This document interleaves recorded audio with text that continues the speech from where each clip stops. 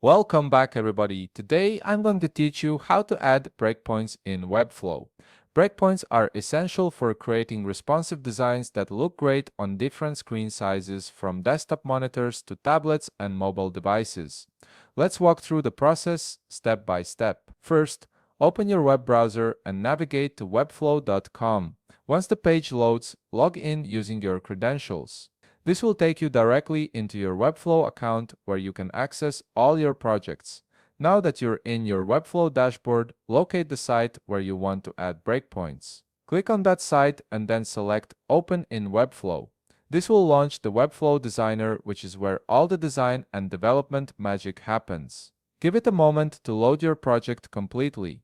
Once you're inside the designer, direct your attention to the upper right corner of the page.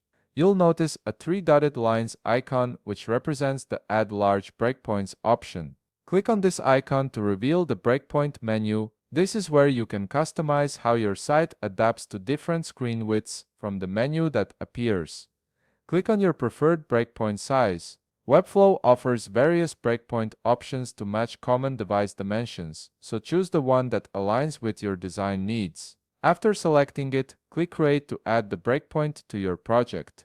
Here's something crucial to keep in mind. Once you create a larger breakpoint, it cannot be removed later. This is a permanent addition to your project structure, so make sure you're confident in your choice before clicking Create. This restriction exists because removing larger breakpoints could potentially break your responsive design and cause layout issues across your site. With your new breakpoint added, you can now design specifically for that screen size. This gives you precise control over how elements stack, resize, and reposition themselves at different viewport widths, ensuring your site looks polished on every device. And that's how you add breakpoints in Webflow. You've now expanded your design flexibility and can create truly responsive layouts that adapt seamlessly across different screen sizes. If you found this video helpful, please leave a like, subscribe, and see you in the next video.